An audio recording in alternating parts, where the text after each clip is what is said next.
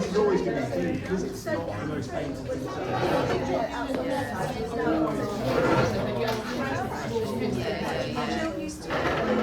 That's how I feel about childbirth now. My threshold has changed so much. I actually do need to stretch my presenters and something like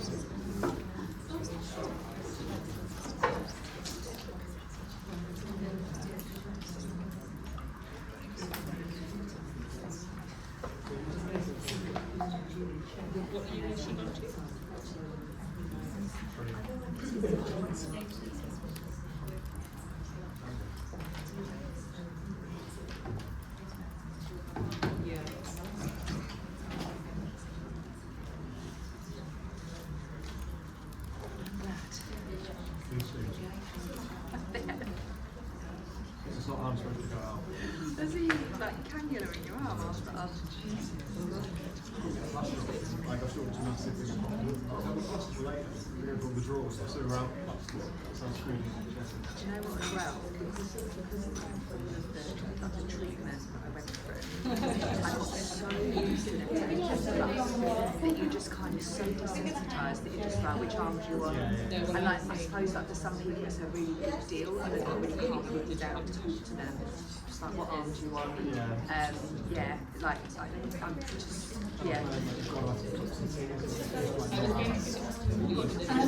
Hi everybody. Sorry, I don't know why I'm being so far from the microphone. Hi everybody, thank you so much for coming to this panel on Innovating for Independence in Social Care and Bracing the Rain in order to get here. I'm sure everybody's feet are as drenched as mine right now. But it is my absolute pleasure to introduce an excellent and expert panel on one of the thorniest issues in public policy at the moment. So with us today we have the wonderful Anna Dixon, who is now an MP for Shipley, but before this was the Chief Executive of the Centre for Aging Better. And we have Melanie Williams, who is the President of the Association of Directors for Adult Social Care. Kate Lee, the Chief Executive Officer of the Alzheimer Society, and Nick Weston, the Chief Commercial Officer of Lilli, which is an innovation and social care company. So thank you everybody for joining, and thank you to this excellent panel. So you may not find that many panels on social care at Party Conference because there isn't any easy political answers to social care for the litany of problems the sector faces. And our ageing population only furthers a lot of the issues that the health and care system are facing right now. Crucially, one thing that people always report in social care is that they want to be empowered to live independently in their own homes. And the potential of technological innovation in enabling this is enormous, and we've already seen some really interesting innovations in this space, and it's only going in advancement by the day as technology increases in its sophistication. We've already started to see loads of digital innovation in social care, such as social care records, remote monitoring, falls prevention, some really interesting stuff that's going on that can actually really tangibly impact people in their own homes. So today we'll be talking a bit more about how we can innovate social care, presenting a positive and optimistic narrative for what the future of social care might look like with these amazing technological advances. So I will now go over to the panel for some opening remarks, and then we will open up to the audience for some questions. So first I will go to Anna Dixon, if you want to open up the conversation. Thank you very much, and thank you for inviting me. It's great to be here, not anymore as an outsider in a way, as an MP, a Labour MP with the Labour government. Obviously I'm going to be advocating for many of the things that are close to my heart around carers and social care now as a parliamentarian in Westminster, so it's very exciting, only I think 11 weeks and counting into the job, so still finding my feet, and I think what I would like to, I guess, really just affirm is the ambition that we set out in our manifesto, very clear that this is a mission-led government, that we do see health as one of those missions, improving health, reducing disability, enabling people to be more independent is really, really critical.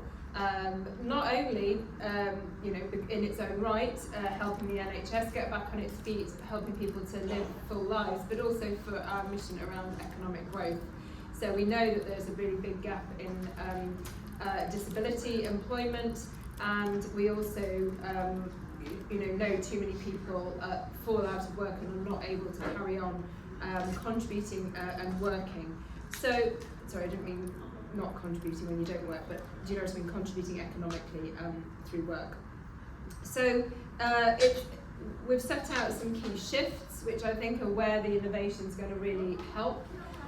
One of them is a more obvious innovation in the sense that it's about harnessing digital and data through a shift from analog to digital.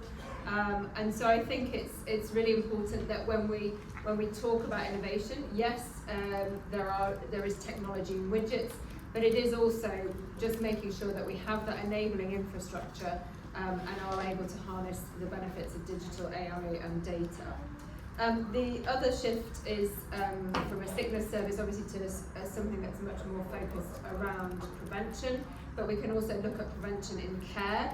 And what does the innovation there look like? Well, some of those are social innovations rather than technological innovations.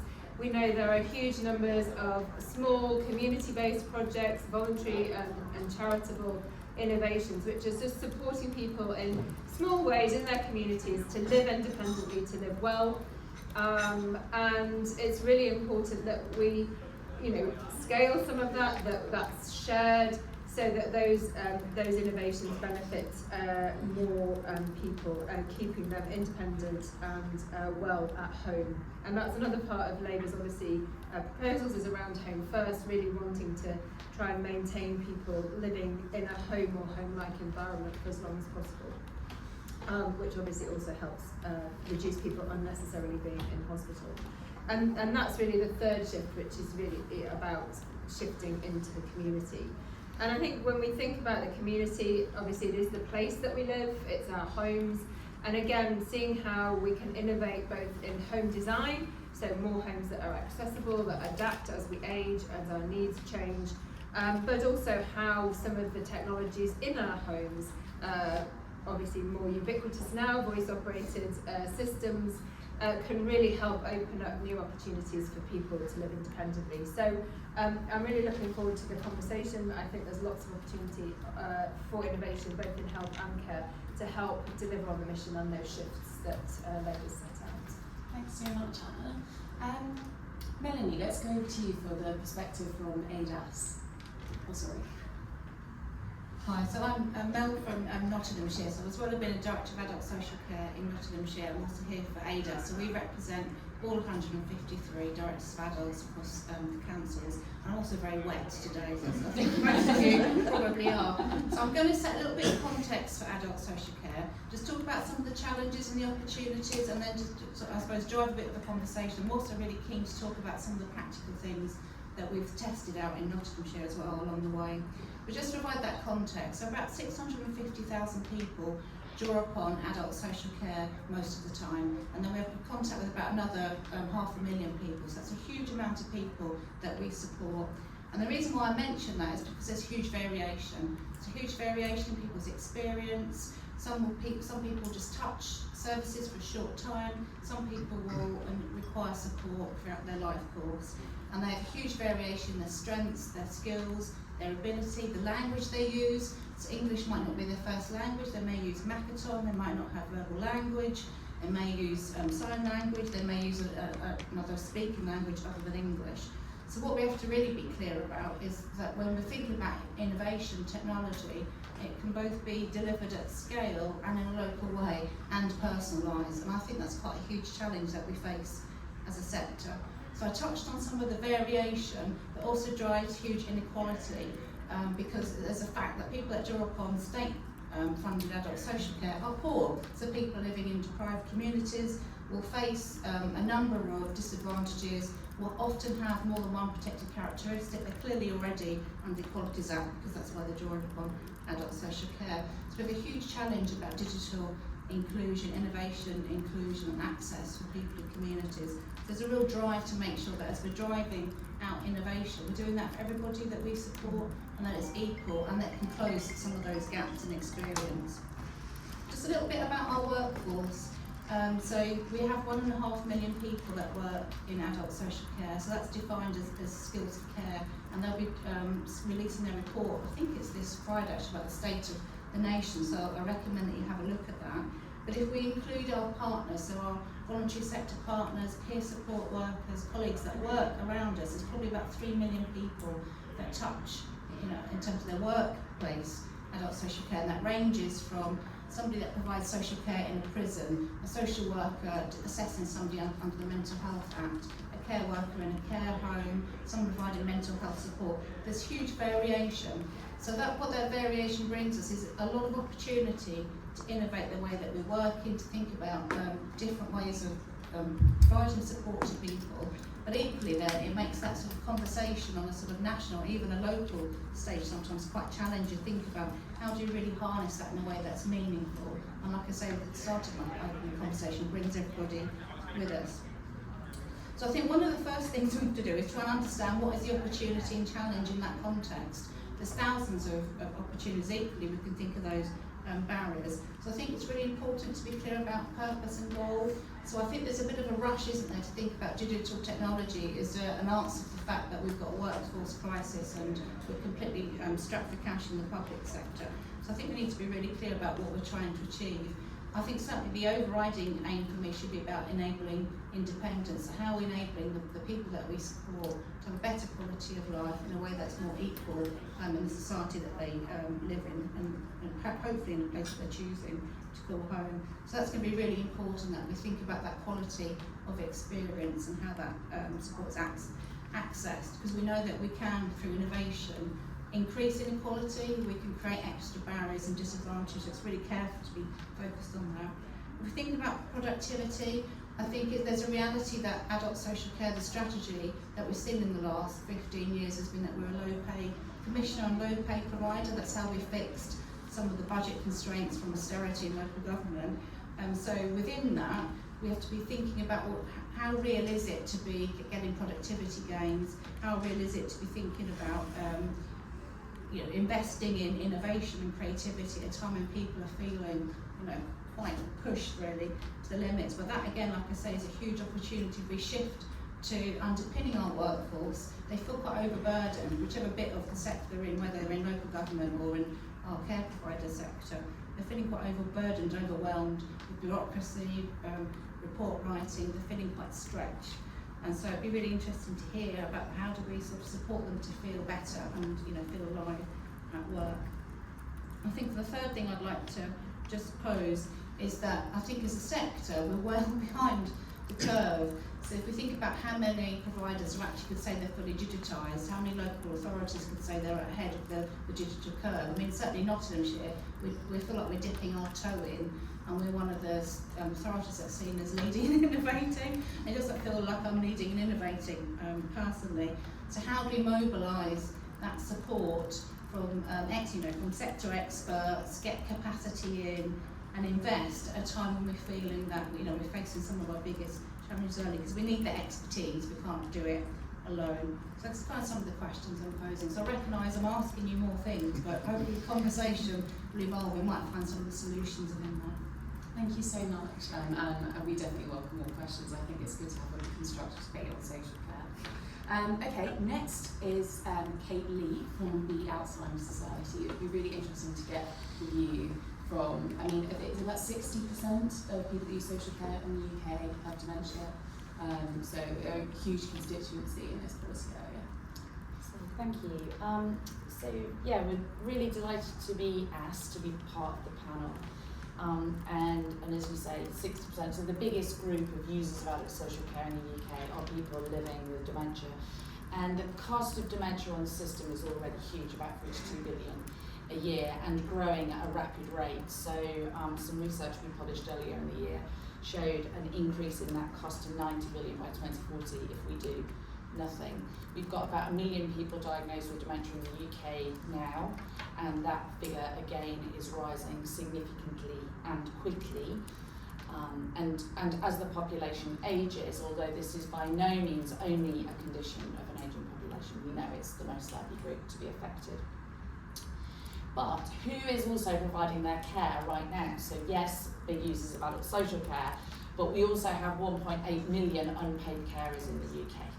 And you know, I am concerned when we think about things like UK productivity, about the fact that our evidence shows that in England alone, 16% of carers dropped out of the workforce in order to care for a loved one due to dementia.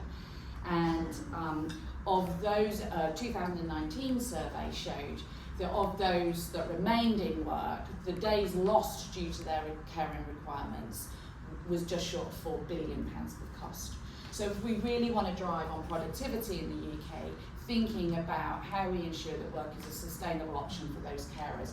And also, let's not forget who those carers are. They are largely women, and they are often dropping out of the social care and healthcare workforce in order to care.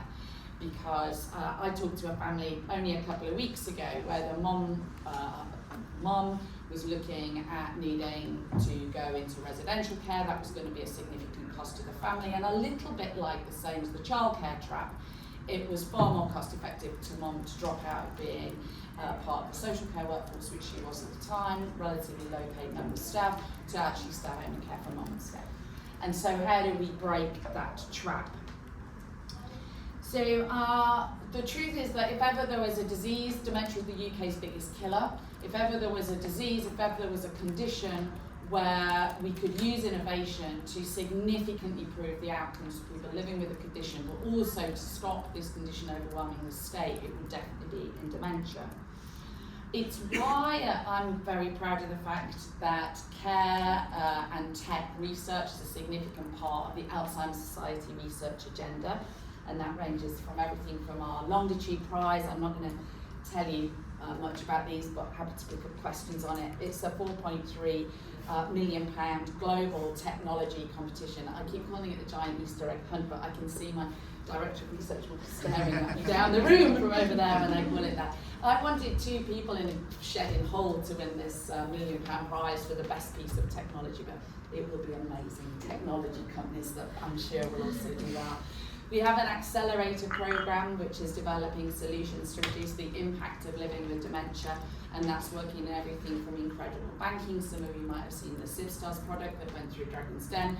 That was a project originally funded by Alzheimer Society, through to things like wearables to help carers do remote caring. So loads of stuff in the mix going on, and we really also are thinking a lot about how do you also use research and technology in both our medical and clinical provision in the UK, particularly for us, our interest in how do we speed up diagnosis. So, you know, that might be everything from blood biomarker challenge to thinking about kind of technology which can identify someone having those very, very early stage cognitive changes.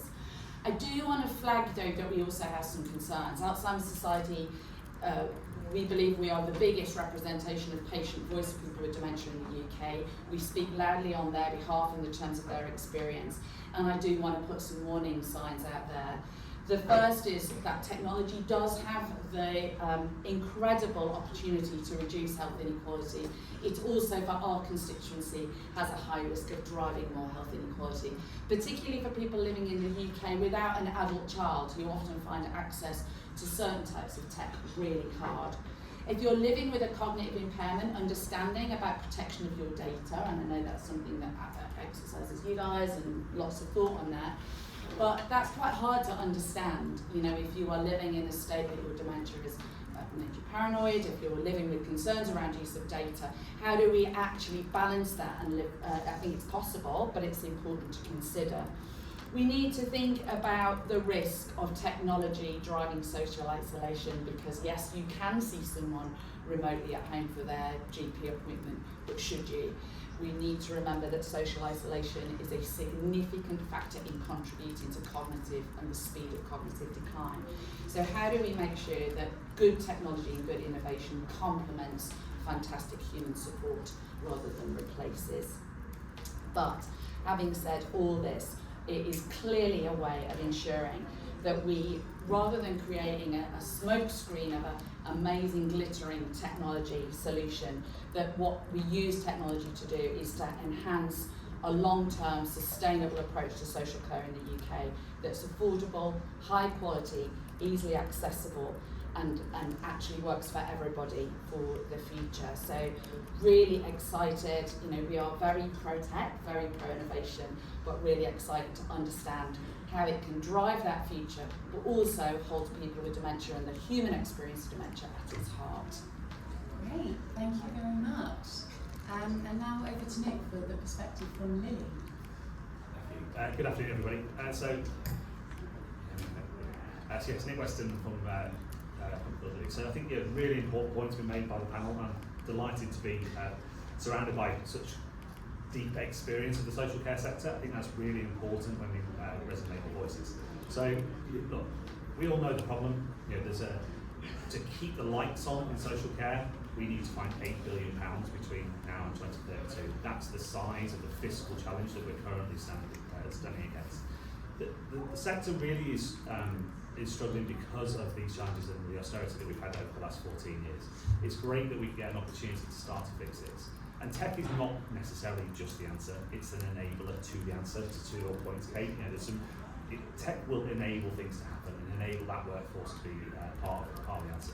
So Lilli is an organisation, we are a solution that is supporting people to remain independently in their own home. We are what we call an unobtrusive technology, so we are not requiring that service user or that person to actually interact. What we're doing is enabling insight and information around that person for the skilled workforce to then make decisions as to what their care needs to be.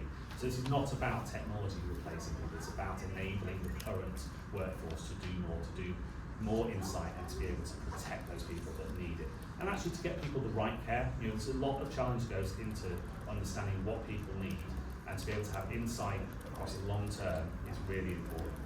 So to bring this all to life, to give you an example of how Lilli has supported people. And we've got a deployment up in the northeast. Gentleman, 92 years old, lived in the same house for 67 years, lived alone. His family lived down in Surrey, so very much reflective of a lot of our own personal circumstances. Neighbours reported to the family that they thought he was wandering because he kept popping in.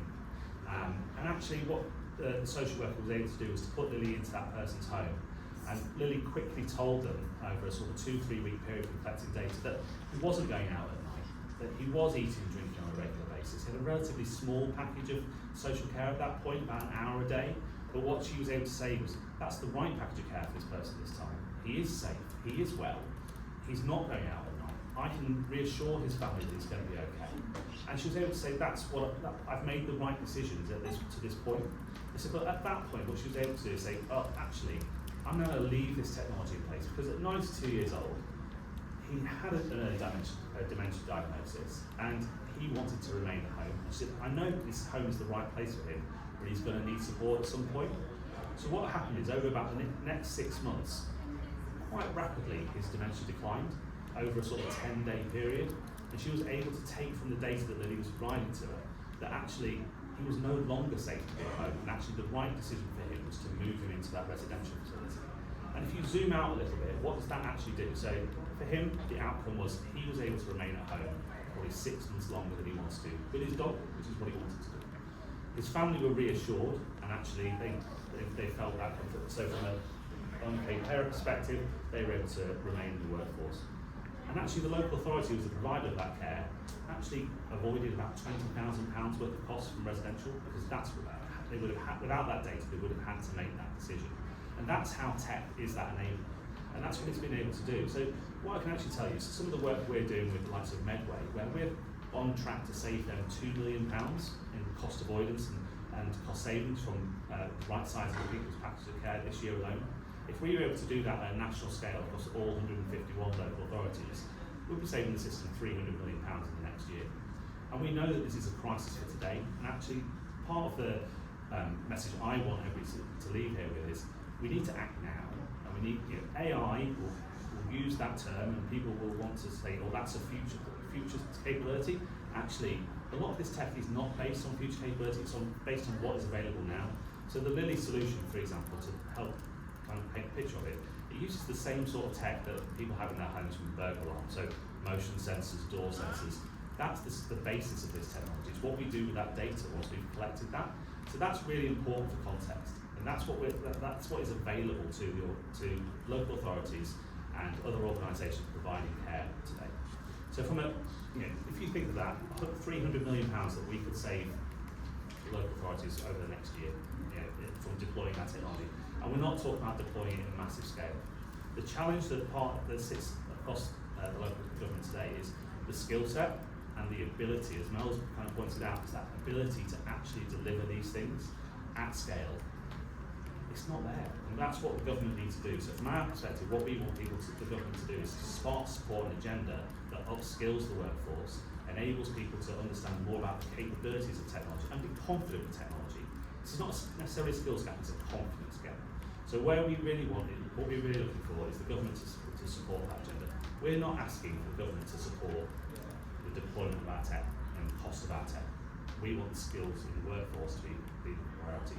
Because we know that once you do that, people become more confident, the savings follow, and we've got plenty of evidence to support that. The report that's all on the chairs actually talks about the potential of those savings and the long-term scale. So I'm happy to answer any questions afterwards, but really for us, the important thing here is that this technology is available right now. It is about enabling the workforce, enabling the sector to upskill and deliver savings and deliver the right outcomes for people, which is where technology will have the biggest impact. Brilliant, that was all really insightful, and it's really thought-provoking, particularly like to your last point there, Nick, about implementation. We just did a major paper on primary care, and consistently when we spoke to GPs about implementing technology, they would often cite that the biggest issue was change management and changing their clinical workflows and adapting the workforce, rather than the actual desire to have the technology. They really wanted the technology, but actually often either they weren't trained in change management, so they didn't know, and they didn't have the time to redesign all of their clinical workflows around these actually very innovative new tools. So I suppose one of my questions, I'm going to abuse my chair privilege, by the way, and ask my question, is what do you think about the implementation challenges on the ground when it comes to that kind of thing? Have local authorities fed back to you about specifically those issues, particularly since they're already quite resource constrained, and channeling more resource into kind of changing the workflows might actually disincentivize them for using technology? I suppose what did the plan bring? I'll go first. So it is an absolute challenge. The workforce, they're worn out. They're tired.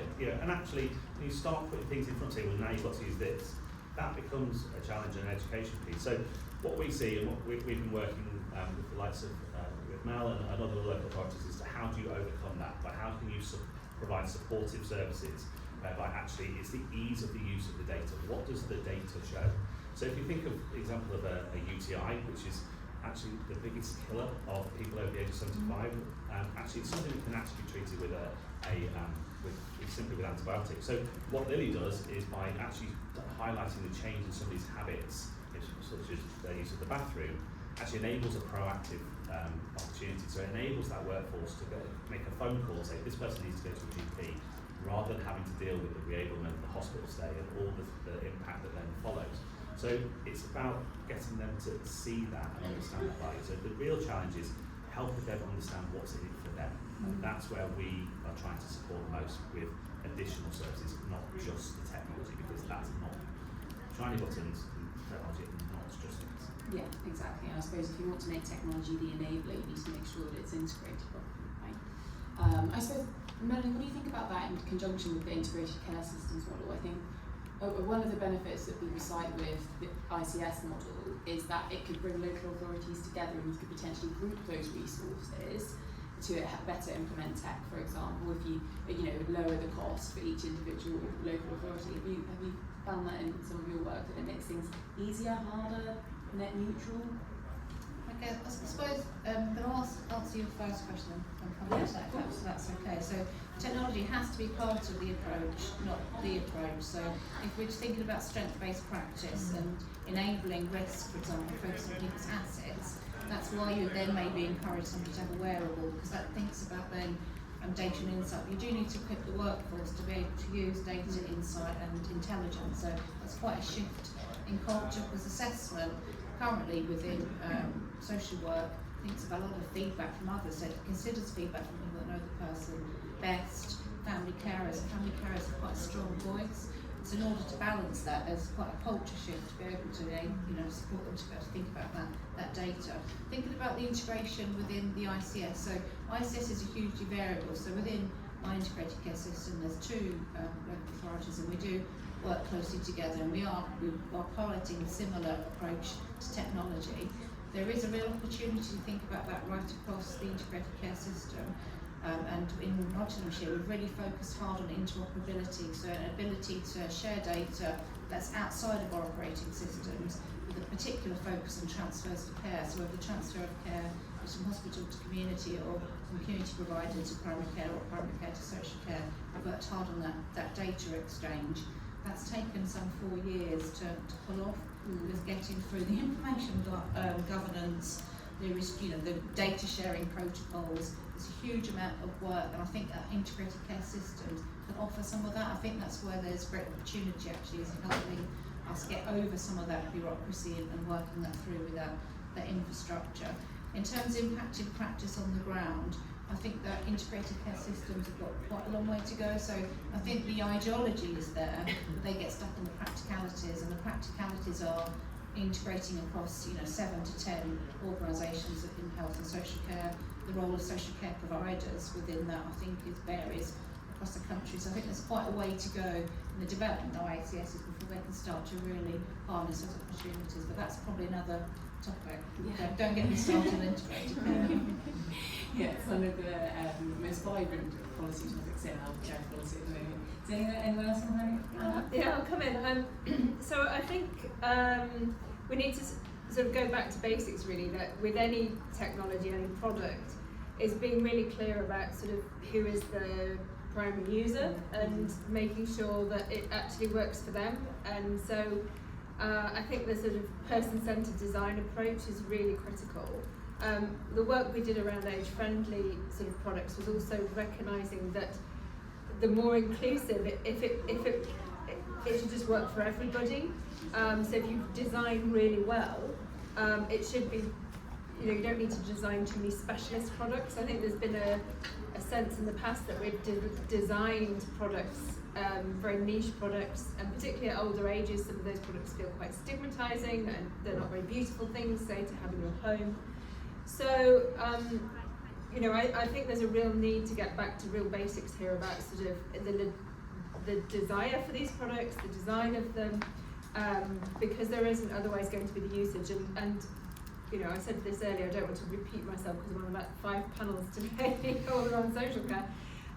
But we have a sort of pretty poor history in telehealth and telecare, lots of products, but they either sort of don't get used by people who draw on care, or we've had products that we've tried to sell to carers, to family members, and in the way, but they've either been too intrusive or not had the backup. So it's all very well having lots of monitoring systems, but if actually at the end of the day it's the family member who's the backup. So I think just really making sure as well that in implementing that we're embedding those within a system. So making sure that it's a whole service package, not just a technology. So that's the second. So person-centered design, making sure that they're embedded within the system. And then also, it's touched on a little bit, but is the care workers, so deploying these things, how tech ready and demanding the care workers themselves are, and how we can use technology that in a way frees up time to care. So we keep coming back to this idea of it being very relational, that care is very relational, and so almost trying to think more about deploying technology in the background as an enabler rather than the foreground of care. So I think sometimes again we're thinking about tech in the foreground as part of care rather than some great examples, and I'm sure others on the panel will speak more to these, but for example acoustic listening, building that into Dementia Village that I visited in Warwickshire, which was enabling basically people to not be disturbed at night because the staff weren't having to pop in, so residents slept better, they were less disturbed in terms of their agitation during the day, and actually they were able to reduce the number of care staff they had on at night. So deploying it in a sort of context like that, it's very much in the background and as an enabler to deliver ultimately better care. So I just think we need to take the lessons from the deployment of technologies that haven't necessarily worked and try and just go back to some of those basic things about who is this for. Yeah, I completely agree with that. Well, I'm now going to open the floor up to questions. Now, I've been learning from previous panels to be relentlessly disciplined about the nature of questions. So if you could try and keep your questions quite short, and then we can fit as many in as possible, and actually enables a really dynamic conversation. I will take 3 at a time. If anyone's got any questions? Yes? And then Kate after that. Thank you, and thanks for that. It was fantastic. My name's Jamie Cook. I'm head of policy for Enable, so we're one of Scotland's biggest social care charities. So I suppose I was wondering, what do you see as the role of social care providers within this? It feels like there's obviously quite a heavy role for authorities and commissioners in terms of bringing some of these technologies in. But obviously, as we've touched on, we need the social care staff to be in a position to actually be able to deliver on this. So how do you see that relationship building in? How can we build the consistency of approach that means providers can also feel confident that these technologies are going to be brought in and taken forward and really create that collaborative space? Great, thank you. Kate, yeah? Hello, I'm Kate Ardern. I'm the former Director of Public Health for Wigan. Hi Anna. Hi there. But I now work with Rosie in Reform on co-chairing their Expert Advisory Council on Reimagining Health, and obviously worked very closely with colleagues in social care. I'm an ADAS peer reviewer, by the way, as well, from the North West. My question to the panel, talked a lot about older people, and I think, in a sense, falling into the trap that social care is about older people. Older people are very important, I'm one of them, but actually it's about that lifelong independent living that Mel referred to. And I wonder, are we missing a trick here about not applying particularly new technologies in social care to supporting working age adults and young adults through transition to continue to be economically active and contribute as well, not just be passive recipients of care. So how do we support working age adults and young adults through the adoption of new technologies, and perhaps change the narrative a wee bit on social care? Thanks. Thanks, Kate. Brilliant questions. Oh, yeah, one more here. Thanks, Lilli. Thanks very much, everyone. Good afternoon. My name is George Appleton. I'm the Head of External Affairs at the Social Care Institute for Excellence, or SKY. I think it's sometimes easy for us to depict social care as a challenge which can't be fixed, and naturally there are an awful lot of pressures in the sector at present, but lovely to hear that there is so much innovation and good practice going on within small scale areas, small areas and local constituencies. I think my question really comes down to particularly Anna, now that you are in government and are on the other side of the table, I suppose, in some respects, and the position of power, and for others on the table as well. Is that how question? How do we scale innovation in that respect? There's so much and so many examples that you've respectively mentioned about what innovation looks like and feels like for different people within the social care space. But that how question of how can government look to scale innovation is a really important one. I'm not sure you've answered yet. That's a really important question. Okay, so we've got 3 questions there. One on the role of social care providers and young adult social care and how to scale innovation. I will come to you first, Melanie, with the role of social care providers, if you want to jump in on that one. Okay, so our partners are really key to this. There's something about digitising social care, isn't there? Because when I say local government's behind the curve, it's a sector-wide thing, isn't it? I think social care, Stephen Kinnock describes it as a Cinderella story. I didn't particularly like that as a metaphor personally. I don't like the crisis one either, but there's no doubt that we're behind on some of these key investments, and so in order for us to upskill the workforce, to partner with technology partners, we need to see that as a system-wide piece. And certainly for providers, I think I'd encourage providers to be partnering with local government and ICSs as well as individually. But the providers are so diverse, so there are people that have been lifelong family homeowners to large-scale providers. So I think they play a key role in all of that, and particularly understanding, as Anna discussed, some of the relationships, the ones that are happening day in, day out with people, what can help innovate with that is key. Data intelligence actually to inform government on what might work. I do want to, if I just touch on a couple of the other things. Yeah. I deliberately described some of the all-age issues because it's actually, we support more people of working age and older adults actually, so it's just sort of correct some of the panel on that, and we certainly spend more on working age adults, and there's some amazing technological advances. So there's the brain in hand, which works really well for people with autism, neurodiversity and learning disability. It's an amazing app to have on the phone, and I've actually used it myself because trialling it helps organise oneself. So it's really good at when any of us are at times of crisis and stress. It's a really good mechanism, but we don't, I think, roll those things out in a deliberate way. So there's something about understanding what's out there and what's possible, and that then we share that with providers and our workforce, because there's a gap, I think, between some of that good practice. And I think, George, we know that, don't we, that it's sharing that innovation is really key. So how can government help? We do have sector-led improvement, and we do have organisations like Sky, so I think government learning how to use them more deliberately and to refer to them and not keep talking about how fragmented and difficult we are. We're less fragmented and difficult than the NHS, in my opinion. So I think using about what's there and the infrastructure that we have would be one tip. I think less for Anna, because Anna's quite well informed, but maybe for some of Anna's colleagues. Investing in care provider forums. So we have care associations for some of us, but not across the piece. So there are some of those ways that are independent to local government to share innovation and best practice. And then to think about capital. We've been capital starved in local government and adult social care, so capital investment to underpin some of the technology, but notwithstanding the fact you need the tech and you need the change management. I think it's been well made. Yeah, really interesting. Can I just pick up on the provider piece? Yeah, I think it's really important.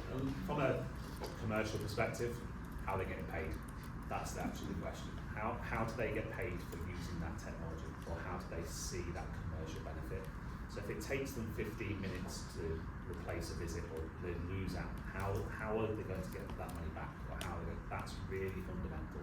So we can help you. For example, our technology, you can deploy it in about 15-20 minutes so equivalent to a 30-minute visit. So to encourage people to use that technology in that environment, you need to pay them to be able to do that. That's the sort of challenge that we need to overcome. How do we actually financially recompense them for actually getting that technology and seeing the benefit? Because the benefits do follow. That's the thing. Things like the report and understanding what's the benefit of using this technology. There's lots of data now from using a proactive technology. In Mel's area, the Nottinghamshire ICB have just got this funding to start to deploy our type of technology with some providers to actually understand, does it improve the care, does it improve the outcome, and are they going to see system improvements from it? So there is going to be it's going to be more data. There is already a volume of data, but actually, if I'm a provider, I want to know how am I making my books balance, and how am I getting the return for my resource deployment. Yeah, it's really interesting. Do the panel have any thoughts, particularly on scaling innovation? I think this is something we've grappled with extensively at Reform, in the sense that it's like an eternal trade-off in many areas of policy, particularly in the NHS, as we're increasingly localising policies, that the trade-off with local autonomy is that you sometimes lack standardisation in services across the nation, but then the benefit is that those local areas have autonomy over the services they provide. So how do you keep that autonomy whilst universalising really good ideas. Does anyone have any thoughts, in particularly on working with ICSs? I mean, I would just reflect some of the points that have already been made. So firstly, I think capital starved is a really good term. And I think actually making capital available for innovation, but also for scalability. So it's not only that we are then investing in the production of the tech, but what are we actually investing in its scalability? So it's the rewards for delivering on the tech now, but it's also the rewards for following up and delivering tech. So how does that work? I think thinking about things like the commissioning environment and how much do commissioners want to include the use of certain sorts of tech in those commissioning specs. And I think as a provider, so Alzheimer Society is also a provider of social care, I'd say some of those conversations are often quite difficult because who picks up the tab for that?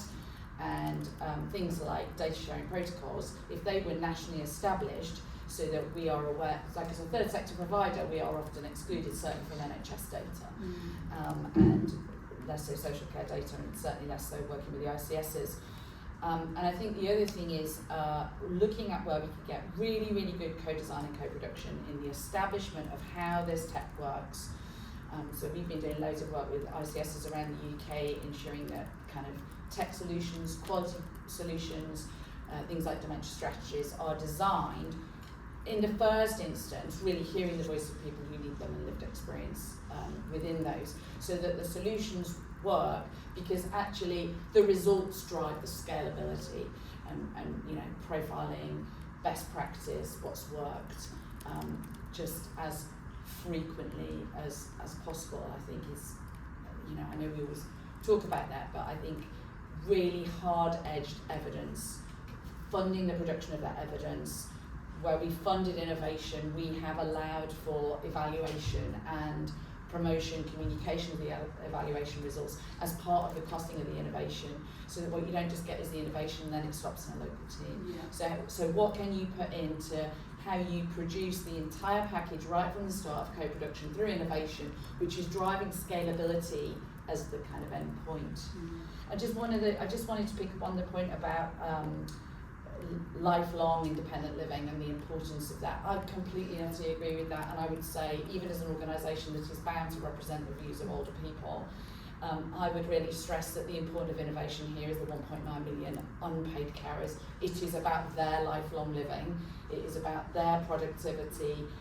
You know, a lot of this tech, certainly we found things like packages, wearables that allow carers to have remote access. Some of the work from Lilli, that is what is driving those carers being able to remain in the workforce, remain caring for their own children, remain in that caring space for longer. And often it's that independence that's also keeping people at home. Because family collapse, however good the tech is, family collapse will result in a higher need for, you know, funded social care at some point.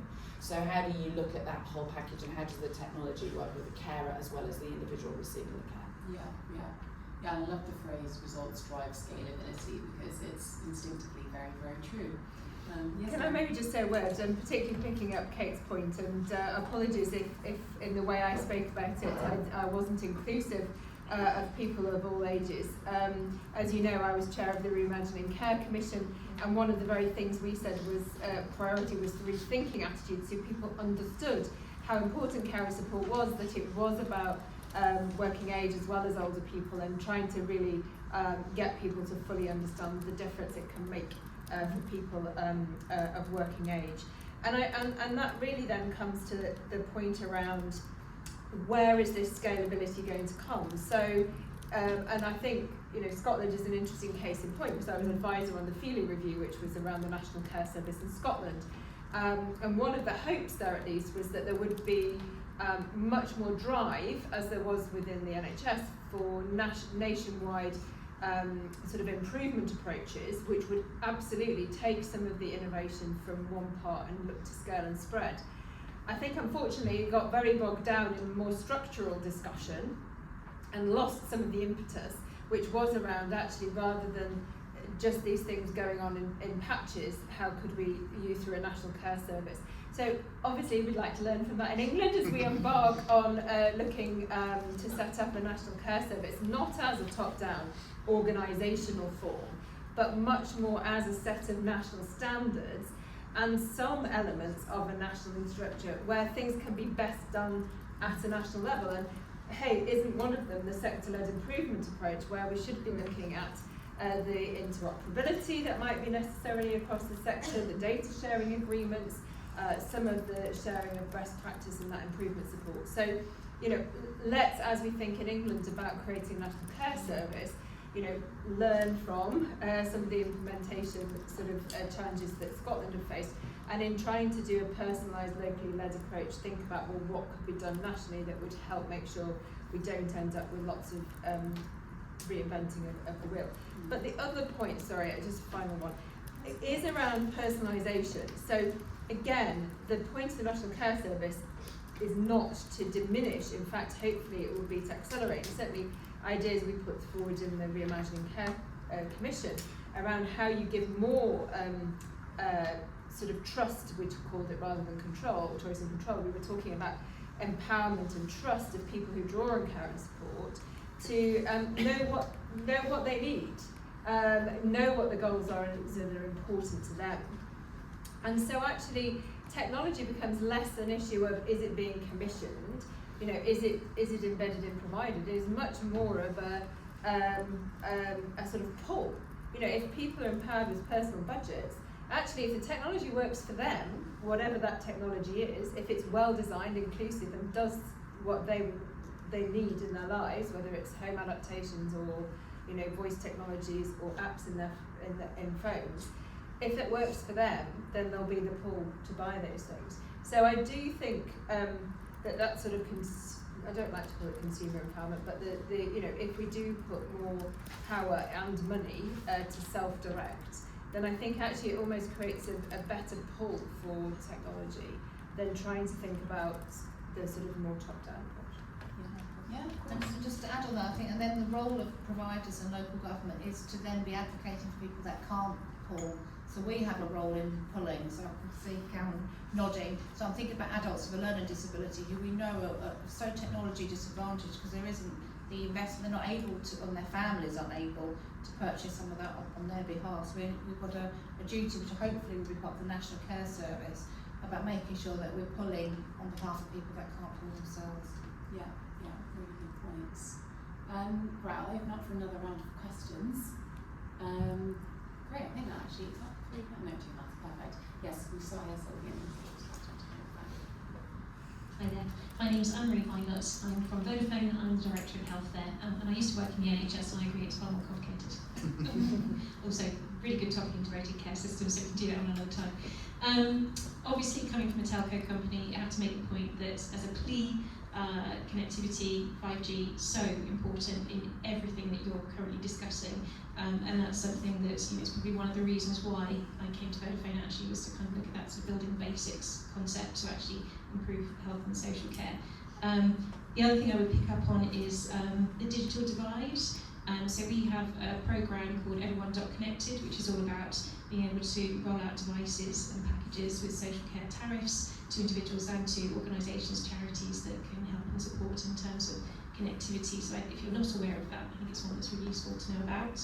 And then I guess the trouble is, and a bit like in the NHS, you end up with the impression that everyone's running at everything all at the same time. So you end up with multiple point solutions, and I think Lucy was talking about the lots and lots of technology pieces of software, for example, that can be used, and then how do you actually bring all of that together? I guess breaking it down, do you look to try and educate the workforce first, or the individuals first, to try and help enable that? And I know it's going to be a balance of the two, but it'd be really interesting to know your views. Thank you very much. You've got a mic, great. Yeah. I've got a mic. No, I don't intend to use it, I need it. It's good to see someone from West Yorkshire, though, not the best part of West Yorkshire. Secondly, unlike the previous 4 questions, I actually don't work in the sector. I don't work for a policy fund. I'm actually a local councillor, and I'm vice chair of the Adult Social Scrutiny Committee of the council, I promise you. I'm not sure whether you skirted around this, and I'm not sure whether this is going to be a controversial statement. The two biggest issues are one, mindset. It's not about education or skilling, before you get there to mindset. When you speak to people about transforming adults and social care, not one person mentions tech. Not one person, they all talk about it, and what you actually get is, I'd love tech, but. And the minute that but is, their mindset's gone. So it's not about educating people, it's about changing their mindset and how technology, your comment was quite right, about enabling them. And the second thing is the complete dysfunctional silo mentality that exists across the piece. From the NHS, the Integrated Care Board, to completely different priorities and aims to what adult social care want, to what public health want. Until you address those issues, you are fiddling at the edges. And that's what's going to happen, is you're going to bring out these ideas, these great ideas in Medway, but it will never hear anywhere else. Those are, from where I come from and speaking to people at the lower end probably than a lot of young people are speaking to, that's what I'm hearing from them. Thank you. Thank you. Okay, great. So the first question on educating the workforce or educating individuals is a really interesting question. Go on, if I can see you talking a bit. So I can certainly answer the connectivity question. I spent 10 years at O2, so I kind of know this bit a little bit. Hopefully I'll answer this one. So, and it kind of answers some of the points earlier about person-centered design and making sure you're including everybody. So from our perspective, our tech has a multi-network roaming SIM in each box. So we've covered that point. So we know that 70% of the people who will be accessing social services don't have the means to purchase Wi-Fi in their own home. So we've overcome that, so we've thought about those processes. That's on us as providers to overcome some of those solutions. So we're doing that. I think the piece here about the challenge for educating, getting adoption and driving the right answers is, in Medway, what's worked really successful is it's a joined up story. From Jackie, who's the DAS at the top, saying her initial point was, I've got £5 million budget overspend next year. I'm going to have a £5 million budget cut, therefore I've got to find £10 million before we've got out of the blocks. How can you help me? And our approach is to say, actually, these are the use cases that we can help you with. This is the problem you can fix, but you need to put these pieces in place. So that is a top-down leadership approach that supports the deployment of tech. If you go to panel in Medway and you haven't got a Lilli report and you're spending over more than £400 a week, you're not getting the green light. It's that simple. It's use the data to support the answer to the outcome. So it's about taking everybody on that journey and saying, yes, there is a little bit of, we've got to lead that horse, but it is literally, in Medway, the value is, there's a managed service, so there are people all through that process who are saying, I will do the install for you, I will produce the report, you have to make the decision about somebody's care. And if you do that, and you go to panel, you're going to get the answer you want, because you've demonstrated that you've followed the steps. And that's what needs to be put into place. And that's not every local authority's got the capability to do that, to break down those silos, but that is a model that works really well, and Nottinghamshire are doing that as well. So it's really, really important that you actually understand how to drive the answer through with clear data, evidence, and processes to support that. Yeah, of course. So whether it's about collaboration or hearts and minds, it's leadership. So my style is this is a social justice issue. So digitally enabling lives, so it's not something that local authorities or providers or other people should be able to opt out of. So that's a kind of sort of the style of leadership, and that's kind of what I'm hoping as well. I've heard quite a lot about social justice the last few days, so I'm hoping that we've got a bit of a shift now to that being positioned. So it is about, as I said in my opening piece, about enabling people to have the access that I expect. So I expect to be able to run my life through my phone and to be able to communicate with my kids while I'm away here, and have all of that. So it's about enabling that same standard of quality of life for people. So that's kind of how I approach it. That's helpful. Yeah, well, just it's agree with you really. There's a lot to do to fix some of these disconnects, which just stop people effectively getting what their actual right of entitlement to, whether it's NHS continuing care and different, like, you know, the different assessment hoops that people have to go through.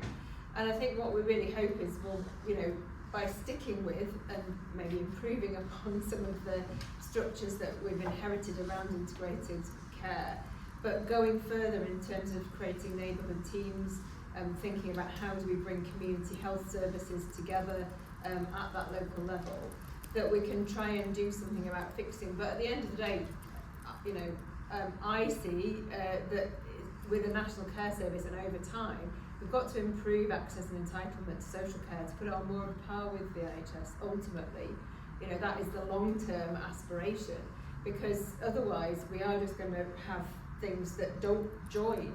And however hard we try to say to people, partner with your NHS or, you know, work together, at the end of the day, those disconnects that you describe at a local level, never mind the sort of you know, silos in government between MHCLG and the Department of Health and Social Care, for example. So how we break down the barriers, the name of, I think, is one of the other tents, I think, at the conference.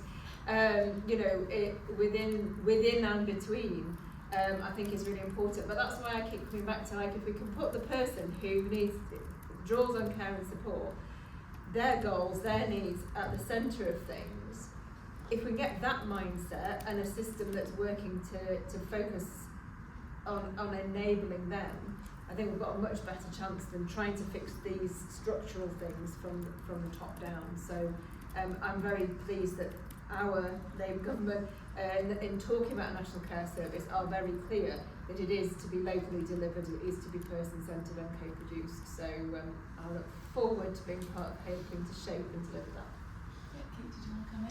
I think just for me, from a lot of the comments that have been made, is just to re-emphasise the importance of co-production, and not just in the product but in the process that accesses it. So in a voluntary capacity, working with someone recently who phoned your network trying to get their number removed and was told that they needed their abusive husband to approve the contract change, and was told they couldn't change the telephone number without the contract holder's permission. This was a woman in a refuge who has left her abusive husband.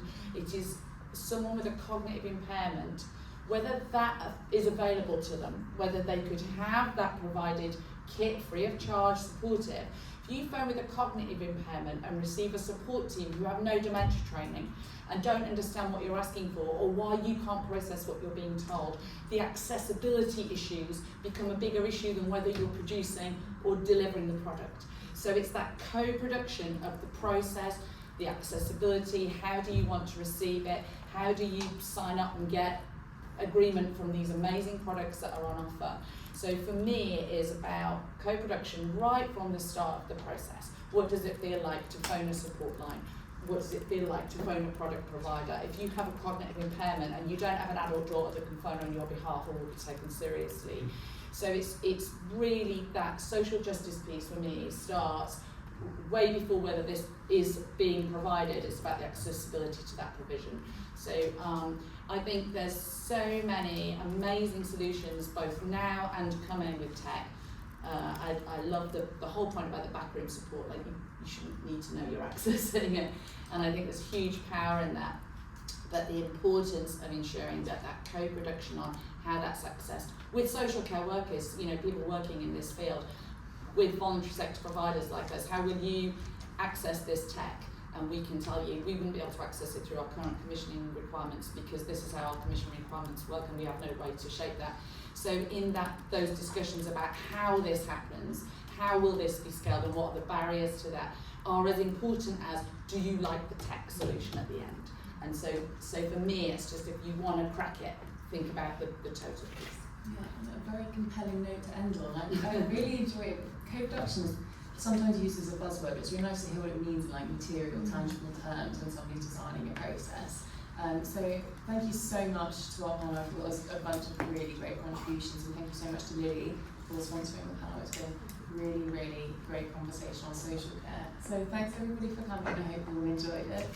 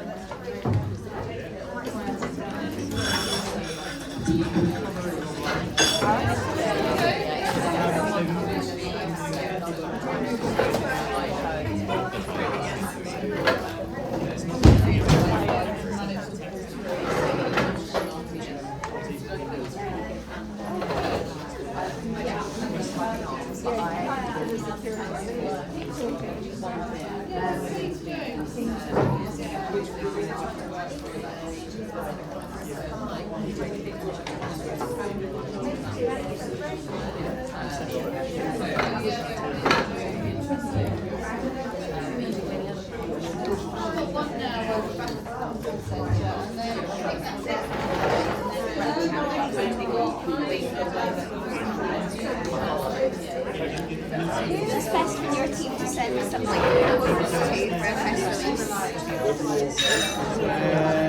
actually tried to leave out to quite a lot, but it's like I was getting like emails.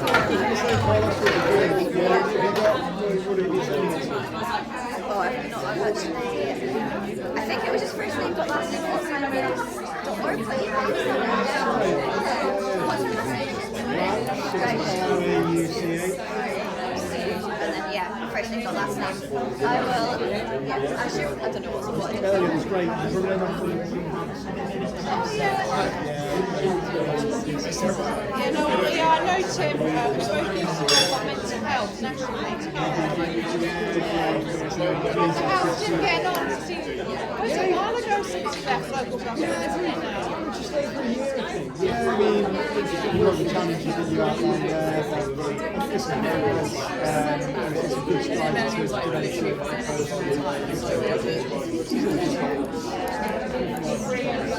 Yeah, I'll remind him. Yeah, good. Nice to meet you. Thank you so much.